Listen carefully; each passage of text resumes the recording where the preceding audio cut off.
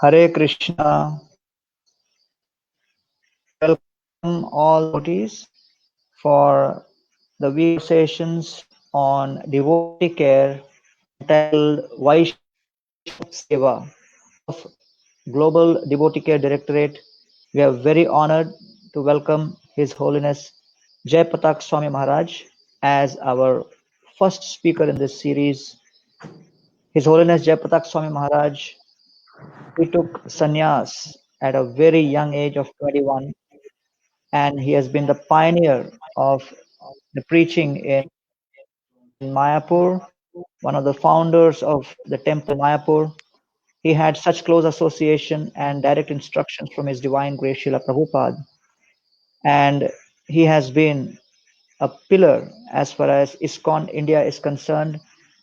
And for the last several decades, he has revolutionized outreach within ISKCON by establishing the Congregational Development Ministry. And as per Lord Chaitanya Mahaprabhu's instruction, going house to house and inspiring devotees to become Krishna Conscious. In fact, I remember as a kind of a introduction of His Holiness Jayapataka Swami Maharaj that a few years ago I received a phone call from a very enthusiastic uh, Hindu leader, and he was in fact very much active in working against conversions in India. And he was asking me that I want to invite Jayapatak Swami Maharaj for one meeting. So I said, what kind of meeting is that? And he told me that they were making a strategy on how they can stop conversions, and they were very much impressed by the work His Holiness Jayapatak Swami Maharaj had done in Bengal, because of the kind of amazing preaching which the Namhatta established by him has done in village to village all across Bengal. Hundreds and thousands of people have got connected to Krishna consciousness, just the way Lord Nityananda would go and preach 500 years ago. So His Holiness Jayapatak Maharaj has such a huge experience of outreach, reaching out in different ways to devotees across the world, tirelessly traveling across the world for more than 4 decades. And in spite of the fact that he had, but still, there is no decrease in his enthusiasm and zest to preach Krishna consciousness. And so today, our topic for discussion with His Holiness Jayapatak Swami Maharaj is devotee care with respect to preachers who are engaged in outreach, because Mahaprabhu has established this army of devotees who are going on and assisting him in spreading this movement. And as part of a war fighting against Maya, many times devotees who are out there preaching, they may experience difficulties, they may experience challenges. And therefore, today's conversation is about how to establish and provide care for devotees who are engaged in preaching Krishna consciousness in every town and village across the world. First of all, please accept our Dandavat Pranams, Jayapatak Swami Maharaj. Welcome to this Vaishnava Seva conversation. And my first question to you is, if you could share some of your initial interactions with Srila Prabhupada, which inspired you to engage in this outreach and give out Krishna consciousness in every town and village with the kind of enthusiasm which is unprecedented. So, any interaction or any kind of exchange which you can recollect, which really inspired you to go out every town and village.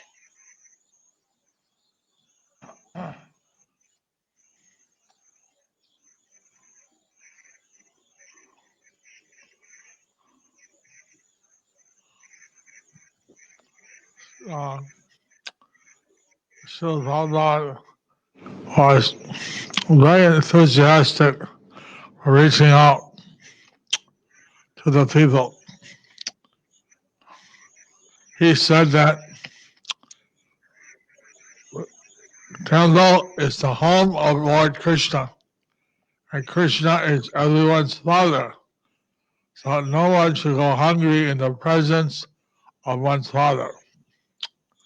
So he said that in a 10-mile radius, you should see that no one goes hungry. That is the real meaning of a temple. So Prabhupada was encouraging us in Mayapur to take care of the local people. And also I went out to distribute books, and Prabhupada gave the instruction to distribute, to organize the distribution of 10,000 big books every month and 100,000 small books every month. So, and when they started the non-hot, Prabhupada said, bring them to our temple, let them stay for a few days, see how we worship the deities, see how we chant, and they should do the same in their villages. So in various ways, Prabhupada was inspiring, he was directing, and he was encouraging us to take initiative to see that the people would become Krishna conscious. We had a boat which would go village to village, and Prabhupada went on the boat. He offered arti to the Nitai Gaur deities, and he got regular reports how the boat was preaching, going to village and giving out some prasadam and distributing books and having a festival. Like that, various programs, Prabhupada was encouraging that we should extend, in fact, he told me, extend a Krishna conscious outreach unlimitedly. Now, I'm not Wow. able to do that.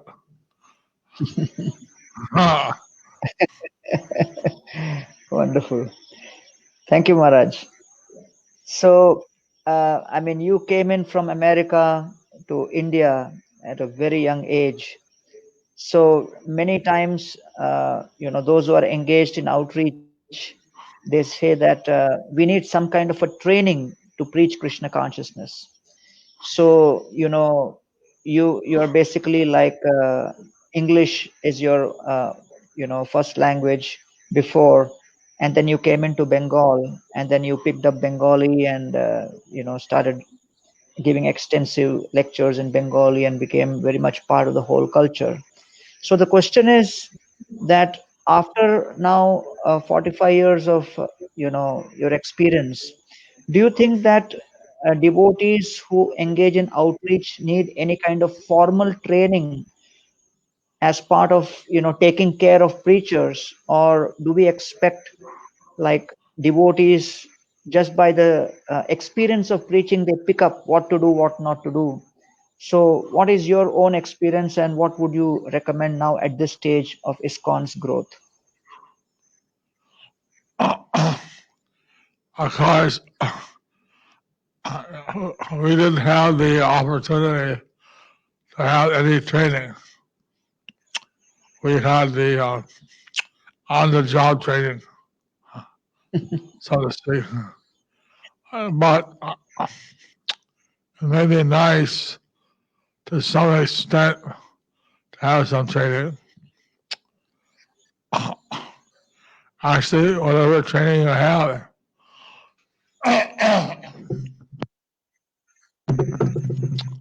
what you actually experience on the street may not be completely what you experience in the training. And there's always some new things happening. But if people can have training on heart, what hurt, what makes with the training and some practical experience. I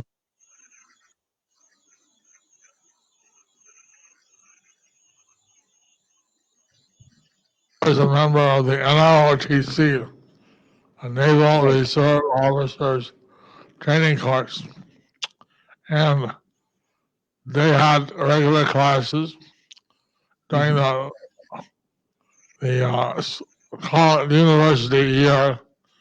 During the summer, you had to go out on the ship and do different things. So if I think that training should be assessed for the outreach, it's the intermingled with some practical experience. Right. What things are needed? What? Okay. Thank you, Maharaj. So sometimes we find that when devotees begin their outreach to preach Krishna consciousness, they are very fired up, very enthusiastic. They go over for 1 year, 2 years, 3 years, maybe even 5, 7 years. But then after some time, the enthusiasm to continue preaching Krishna consciousness goes down. Maybe there are some challenges externally, internally, whatever. So now you have gone through so many challenging situations, with your health and with the society around, with all kinds of challenges from outside. So if you have to share with the preachers across the world of Krishna consciousness in terms of self care, because in our devotee care paradigm, we define three phases of care. First phase is take responsibility for one's own life. Second is take the appropriate help from others when needed. And then third is others. So, specifically with respect to your own experience, what are some of the 2 to 3 things which a preacher must do by which he actually takes responsibility of his own life, that is self care, and he does not just start blaming circumstances and situations around him when things go topsy turvy and up and down. And in spite of adversity or prosperity, he actually takes responsibility for one's life, acknowledges that self care, and continue year after year. So, if you can share some of your insights with your rich experience, it would benefit many preachers.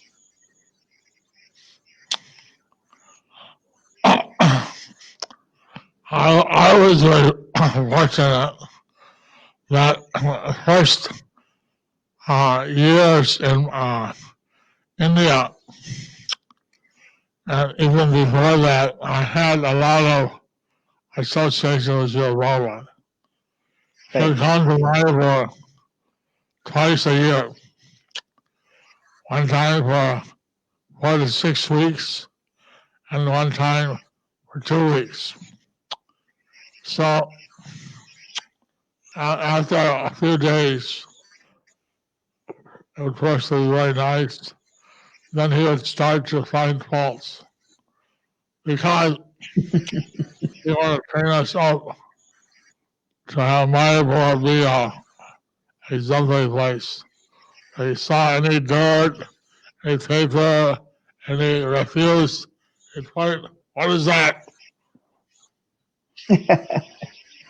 Any dirt, he'd say, Brahmana means clean. What kind of Brahmins are you? There's dirt. So we got the sauce regularly. And I saw that he did the same thing, especially in Vrindavan. Maybe in Mumbai, I don't know. I wasn't there so much. But in Vrindavan, I saw he doing the same thing, and he did also in Mayapur a lot. So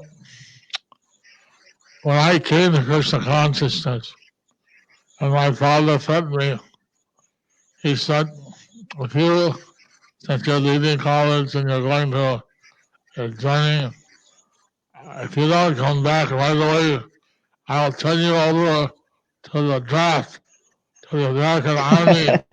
You'll die in Vietnam. So I asked Prabhupada, what should I do? He said, well, better than going to the American Army, join Krishna's Army. So I've been doing that on duty. And I see, though, that a lot of people have taken a sannyas, very cheaply, brahmacharis or sannyasis, and they have trouble maintaining their enthusiasm in this ashram. So it seems to me that people, as you said, they should learn how to take care of themselves. And at the same time, if they have to change the ashram, if that's what's, they shouldn't stop their preaching, shouldn't stop their service, they should go on. And unfortunately, for some people, if they change their ashram, it means they stop preaching, stop the outreach. And I've been recently visiting a lot of different homes in this lockdown period. I make virtual visits. And I'm so happy to see that many of our grihastas have beautiful altars, the simhasanas, have beautiful Hitar deities, beautiful Jagannath Baladev, Subhadra, Radha Krishna, Mother whatever. So, and then they are also preaching. They say that Gurudev or not all of my disciples or whatever, that you have encouraged us to outreach using the internet during the lockdown.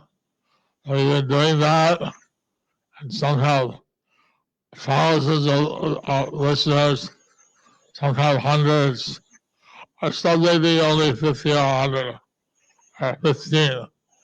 But everybody is trying to do some outreach. And I think that is very important. Right. Once you have a taste for outreach, if you help someone to be Krishna conscious, that help is very, very important. People are suffering, especially today, Right. anxiety, fear, but they don't know that simply by chanting the name of Krishna, Krishna will help them. Krishna will take care of them. So we're reading today how Lord Gauranga, he took water from a broken iron pot of Kolavecha cedar. He drank that, and Kolavecha thought, oh, you're killing me. This is not worthy of you. And claimed it. But Lord Chaitanya said, today I've had the water from Vaishnava's pot. Today my Vishnu Bhakti has been awakened. So Lord Chaitanya taught that Vaishnavas are so important.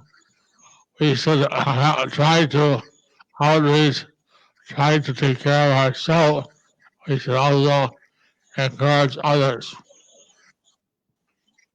I'm very glad to see how many grihastas Thank you, Maharaj. are working together. Many brahmacharis are outreaching. So we have heard that Lord Chaitanya's followers, his acharyas, have sung Grihi Tako, Bani Tako, Salahali Vali Tako. Everybody should engage in chanting Hare Krishna, should engage in the outreach.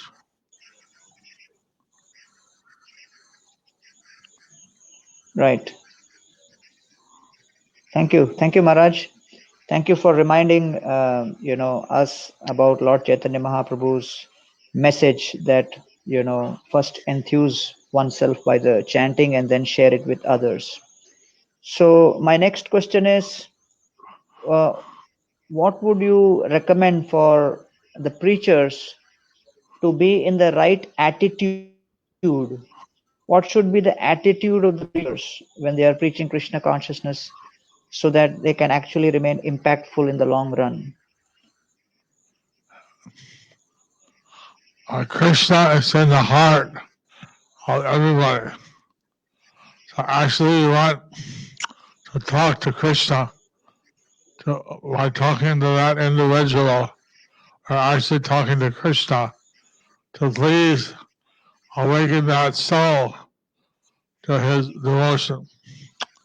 Actually, I was reading Lord Chaitanya's kirtan on the Chantaji, and that kirtan was so immense, like lakhs and koti bhaktas carrying torches and things.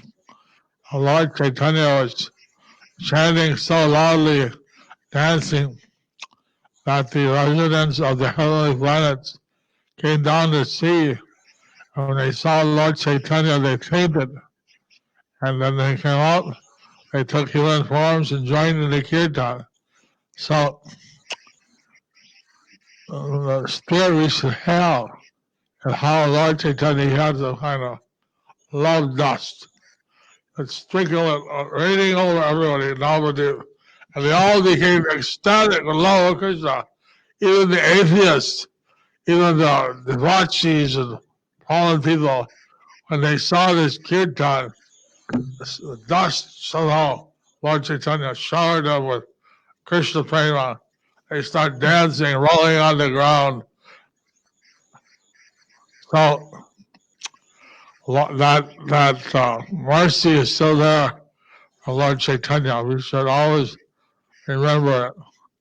And some of the devotees said, may I have this vision of Lord Chaitanya's kirtan life after life forever.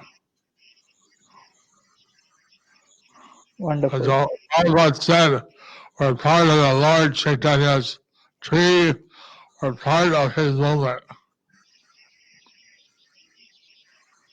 And now, in this COVID-19 situation, they need our guidance, they need our help. We saw in the India Today, the television, they said, spiritual gurus. What did they say? Don't panic, don't be in anxiety, be peaceful. What is this?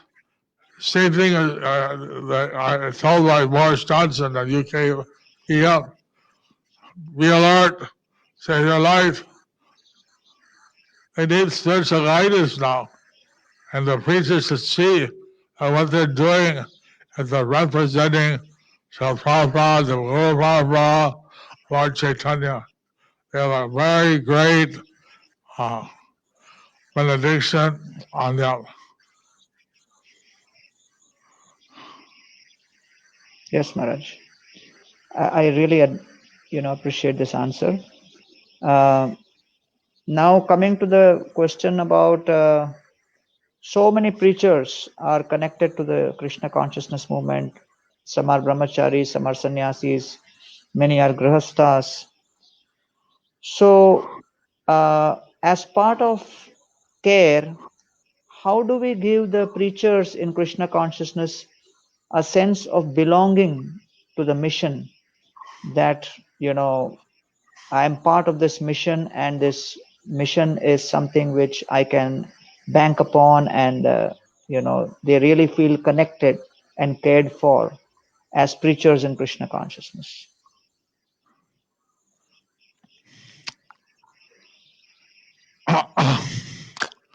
Now, in this question, I feel lacking. I wish I could encourage the preachers more. I try to encourage, I try to appreciate. I know that as in the Shastaka, Lord Chaitanya advises us not to expect any appreciation and to give all appreciation to others. So I try to appreciate the different preachers for what they're doing. And I hope that by doing that, I'm encouraging them. But I feel that I wish I could do more. And I think that we should all appreciate the preachers and the people on the front line are making a sacrifice and they're helping people to go back home back to it. So Right. we should see how everyone is connected to the Chaitanya tree, or they call it the Bhakti Rickshaw or the Chaitanya tree. Everyone is part. And Lord Chaitanya said that he cannot pick all the fruits and distribute himself. He needs help to distribute the fruits. And the fruit is love of Krishna. So we take the fruit, we give it out freely. It's like what I saw in the Jaipur temple, Radha Govinda. In one column they had Lord Chaitanya, another column they had Nityananda. On the Nityananda they said, and the Lord Chaitanya said, Prema Avatar. On the Nityananda they said something like Daya Avatar, Mercy Avatar. So somehow in this pastime of Nitai Gaur, they came down from Global Devotee, give out freely love for Krishna. And the CC Prabhupada said, even now, if people chant Nitai Gauranga, they get the spiritual bliss. He said some of these sahajas, they chant Nitai Gauranga, even they don't follow Vaishnava principles, they have no much knowledge about the philosophy, but still, by chanting Nitai Gaur, they feel spiritual bliss. So we have the knowledge, we have the mercy of the Parampara, and we have the holy name, Sri Krishna Chaitanya, Prabhu Nityananda, Sri Advaita Gadadhar, Sri I hope that every preacher should feel connected. They definitely are connected to the Chaitanya tree. Thank you so much. That was really very deep, Maharaj. Thank you so much for sharing your realization on this. So my next question is,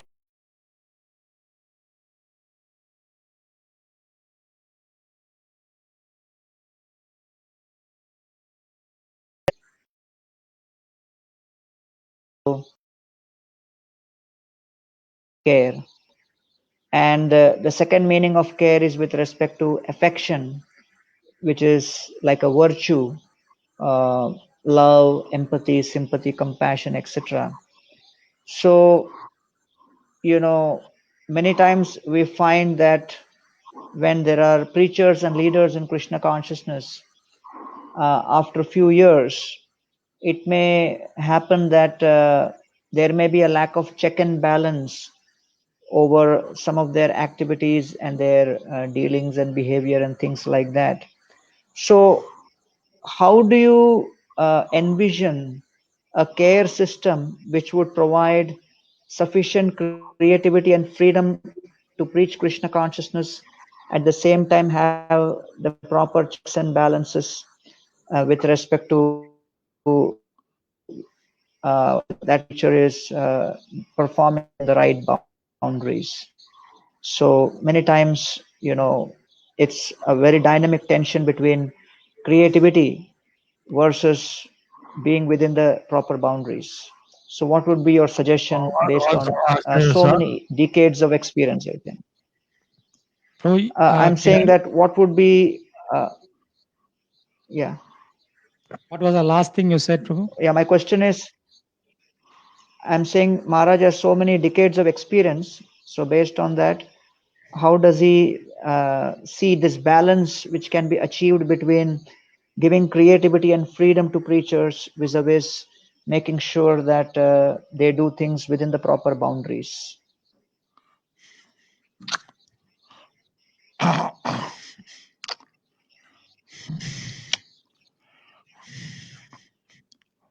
I, I think everybody may have some particular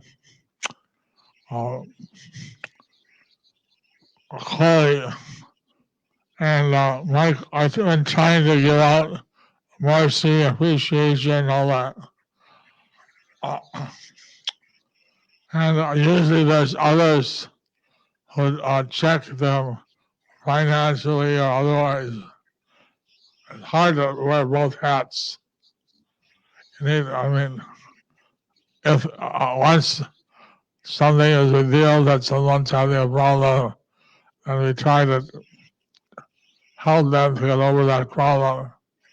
But I don't know. I think that you need different people to different aspects.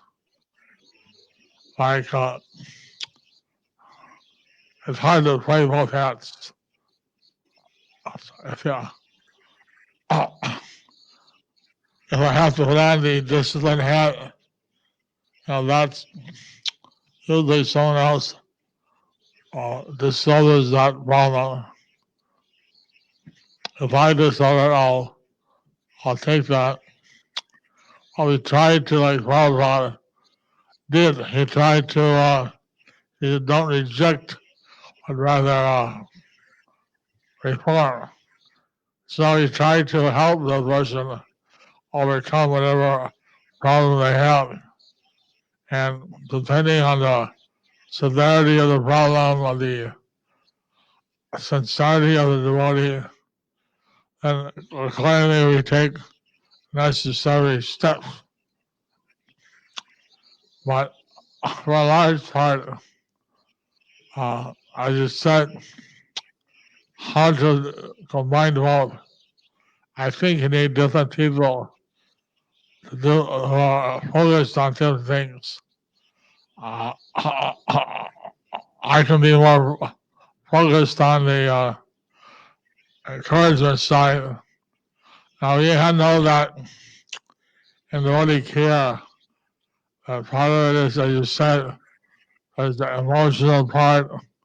Part of it is that we should have basic facilities like health, diet. So in Mayapur they have a brahmachari working for some division, then I think 3% of their maintenance is put away in a special fund. They're given some hospitalization insurance. They're given some, if they decide later they're going to be hostile, then they're given a kind of a one-time pension. So I try to care on the material side, and then spiritually we try to encourage them. And we've been having a lot of help from like Their Holinesses Gopal Krishna Goswami, Bhakti True Swami, Bhakti Roshadam Swami, and Gauranga Prem Maharaj Swami. So some of them go out with the Sankirtan devotees, or some speak to them. So we try to help the devotees. On one side, we have encouragement. On the other side, we take material care. Other side, we have someone who checks their activities and finances. Thank you. Thank you so much, Maharaj. This was so useful because Many times when we begin a certain exercise and then things start growing, then it becomes difficult to draw the line to understand what I can do and what I cannot do. So I think your answer was very much appropriate, that we need to be able to identify what we cannot do and then find others who could possibly do that. And that's a very important aspect of care. And coming back to our original definition of taking responsibility for one's life. So I come to another aspect of our discussion, which is, during the course of your experience in traveling across the world, you have interacted with various other spiritual organizations, and you have observed the way various other religions, like for example, 7.6 billion population of the planet, 31% is Christians and 23% is Muslims. So I'm sure you must have seen other spiritual organizations and what kind of preaching strategies they follow and how they care for their preachers. So would you like to share with our devotees any of practices of caring for preachers which you have observed in other organizations, which has really impressed you and you feel that it is something which ISKCON can adopt? Well, it comes to mind the Mormons. They have a system that after graduating from university, they go for 2 years before they can get married. They go for 2 years and do some outreach. Maybe they're sent to South America or some other country. I think that I haven't seen them so much in India, but when I was in America, I saw them a lot in Atlanta. And if they went to South America, they learned Spanish, and they went there, and they have big churches in the different cities. This idea that before you get married, you go for 2 years and preach, that's an interesting concept. Even if you become a grihasta, they were, of course, you can pick them out if they wear black, suit and tie, Mm. they wear vest, says elder, although they're young people, it says elder. And so that was one thing I saw, nice practice. We have a lot of our Gurukhulis, they want to get married, but that they should preach for 2 years first. That's an interesting concept. Uh,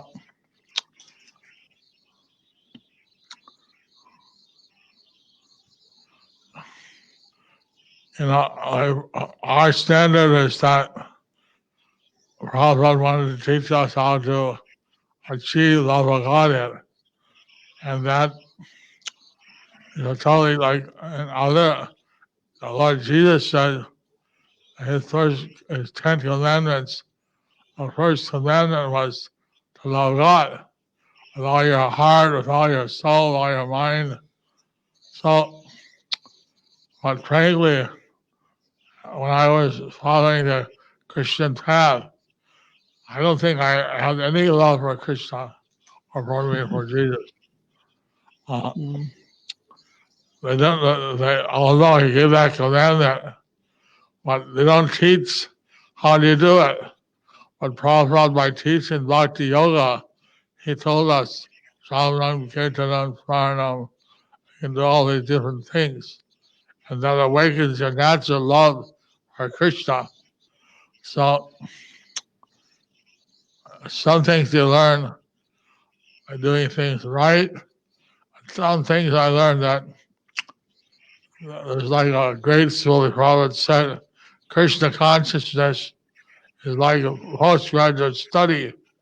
And like other religions are like primary school or secondary school. And he never taught us that we have to reject our previous religion. But he told us that Krishna is the Sanskrit, what's the name of God, Krishna, and they say in Arabic, and maybe Allah, and some other language, they say something else. But the problem thing is, there's only one Supreme Lord, and He got millions and unlimited names. As we sing every down our puja, we sing Ananda Rupam, Satchidananda Rupam, so on. So He has unlimited forms, unlimited names, and that's the thing that's missing. That different religions they think that God is called God, but the point is they should understand there's one supreme person, and He may call Him different names, but the name is not like you say maybe an English president, and in India we call Rashtrapati. It's the same thing. So unfortunately, so engaging in the Lord's service. One thing I saw that I don't really know how it works, but in the Christian religion, the Roman Catholics, they had bishops, and they had a big office. I don't know what they call it, diocese. I don't know if that's like ours known, but they had an office and they had a bishop, archbishop, assistant bishop, and just like we have, we go to the district magistrate, additional magistrate, Right. assistant magistrate. So they have a whole setup, and I don't think that our GDCs have really a setup like that. We could probably learn. I didn't see it tomorrow. I just visited a few of the centers, of their offices. I saw they have a huge finance and all kinds of departments, and I would be nice to have ourselves a little bit organized. And I think that GDC College is a step in that direction, but each zone should have a kind of facility to manage the different temples. Right. Especially in India where you have one society, a registered society, it's very easy to do this.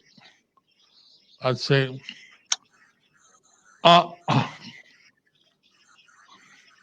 Right. Thank you. Thank you, Maharaj, for sharing that. My next question is that now in ISKCON we have so many grihasthas who have got connected to Krishna consciousness, and also there are many devotees in the brahmachari ashram and in the sannyas ashram, and with respect to specifically caring for preachers, what kind of caution you would suggest when brahmachari is preaching to grahastha, or a grahastha is dealing with the brahmachari or sannyasi, or when the different ashrams are connecting with each other within the paradigm of preaching? What suggestion you would give so that the boundaries are properly maintained and the care is taken? A very interesting point. Prabhupada, Srila Prabhupada instructed me that being a sannyasi, I should not enter into any grihastha disputes or grihastha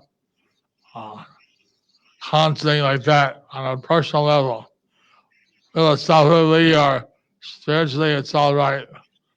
I think that brahmacharis or sannyasis, they should stay out of the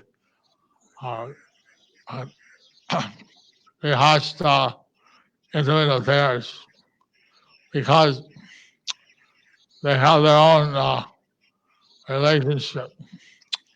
And if a brahmachari or sannyasi starts to counsel, first of all, I don't think he has any practical experience.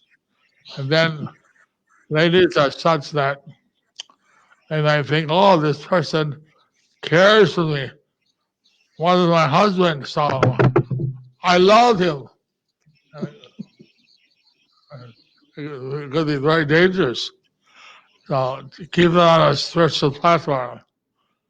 And we want men and women to be dynamic preachers, and for that, we encourage them. But I don't think that brahmacharis should be the counselors of grihastas. That's, we've seen that. It's a very dangerous thing. I didn't realize so much what Prabhupada was saying. Even he was previously a grihasta, but once he took sannyas, he said he did not want to counsel grihastas on the grihasta affairs. He gives some instructions, but to settle any kind of disputes or to give counseling, he told them to see their senior godbrothers or grihastas. And because, I mean, after all, husband and wife, they have a conjugal relationship. And as brahmacharis or sannyasis, we can't really understand that.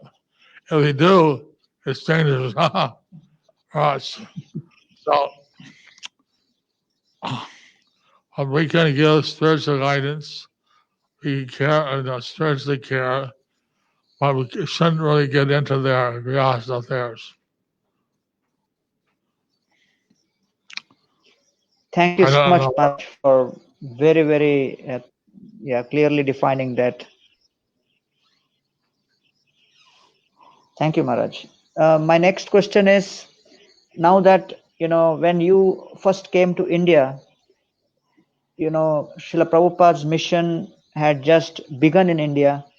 And by the time Srila Prabhupada ended his pastimes, there were hardly any, Indian devotees from India who were actually initiated by Srila Prabhupada in those days. So, when you see the growth of Krishna consciousness within India, so do you feel that because the culture of India is supporting, therefore automatically a preacher is more cared for within the Indian cultural context, and it is more difficult for a preacher to feel cared for because of the harsh and many times very difficult cultural climate in the Western world? So do you find it more challenging for a preacher to be cared for in the West as compared to India? And if yes, then how would we create that facility so that devotees who are making that sacrifice in the Western world are preaching out there in very difficult conditions, in hostile conditions, they really feel cared for? What's your understanding on this?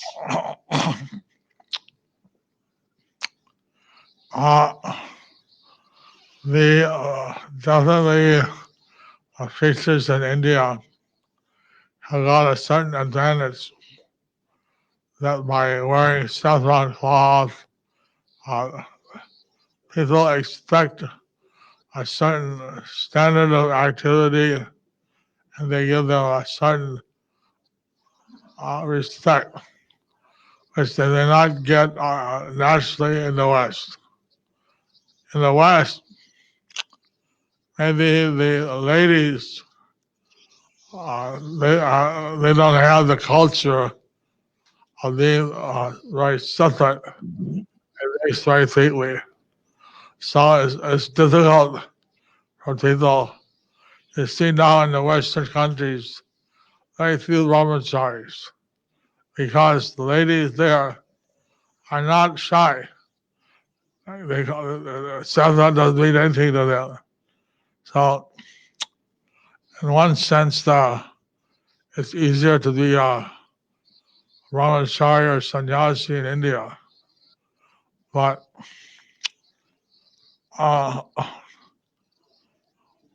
one should be very careful wherever you are. And I went to, I gave several classes in different churches, and we found that they were very interested in hearing about the holy name, hearing about the devotional service, that these things actually can be given in the West. People don't know anything. The preachers there, the county preachers, they say, pray to God, get a raise, and things like this. Is that why we went to? Is that what Jesus said? He said, love God. He didn't say pray to Him that you get a raise in your job, get a promotion. So people want to know about Krishna consciousness. And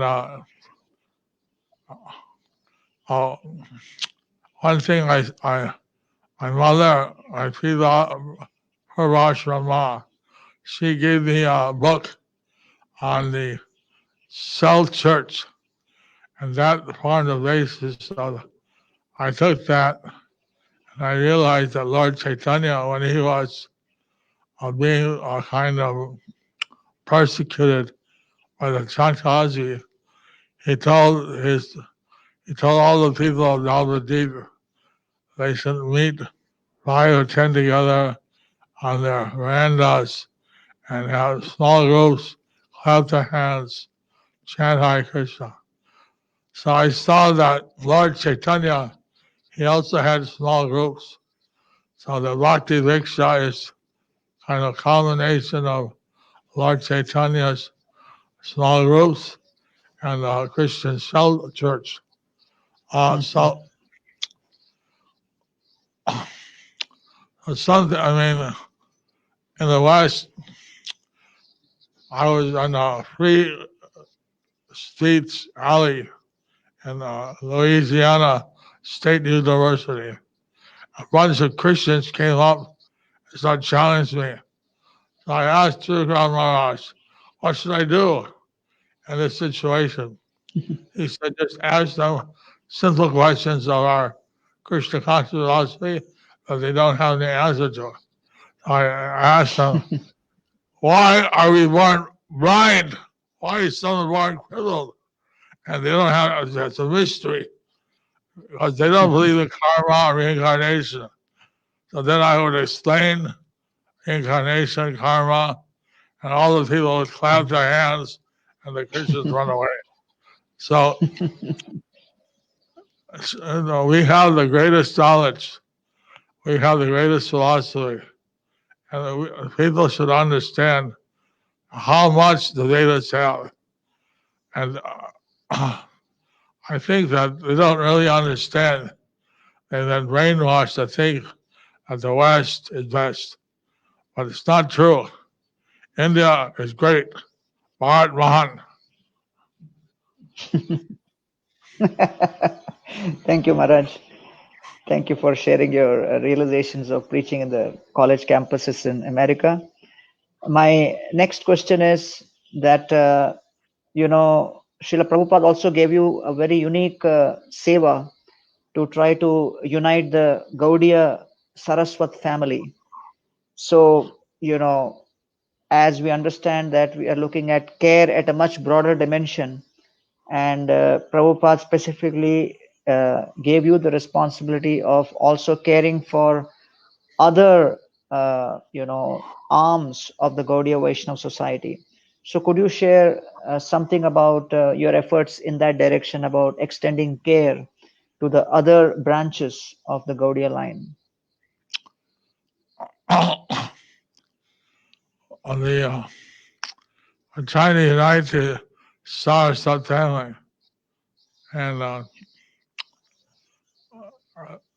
many of our Prabhupada's godbrothers came to our different meetings of the SGVA, Saraswat Gaudiya Vaishnava Association. They said charity begins at home. We should, they appreciated that we should unite the Saraswat branches.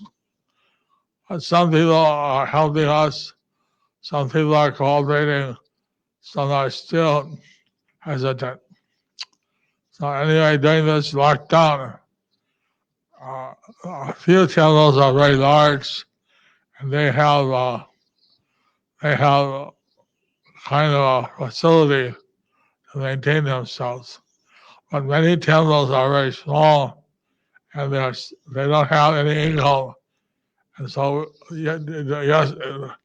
yesterday and today, we give out prasada, we give out boga to the different temples, the Saraswati mats, and it's the second time. We gave out previously, and now we're giving out second time because the lockdown was extended in Bengal until the end of June. So one of the Gaudiya months sent a letter said, "You are just like a banyan. ISKCON is like a banyan tree giving unlimited shade. Because of you, we're able to survive these tribulations." So we also helped one of the Gaudiya month elders was attacked by COVID-19. We helped him in a place, it's a hospital. So we have some alternative treatments that we're doing clinical trials on, and it seems to be helping most people, but that's another thing. So we're trying to unite the different branches of the Saraswat family. I was thinking that in addition to the, of course, we're giving out prasad also to the other Gaudiya temples in the inaugurated Dham that need help.